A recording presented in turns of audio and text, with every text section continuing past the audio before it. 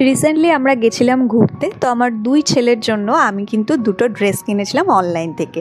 ভেবেছিলাম 24 ঘন্টার উপর ট্রেন জার্নি, একটু কমফোর্টেবল ড্রেস হলে ওদের জন্য বেটার হয়। তো এটা আমি অনলাইনে দেখেই তাড়াতাড়ি পারচেস করে নিয়েছিলাম। আমার এত ভালো লেগেছিলো। হোয়াইট বেস ছিল, তার উপর দেখো কালারফুল অ্যালফাবেট দিয়ে ডিজাইন করা, এত কিউট দেখতে বাচ্চাদের জন্য।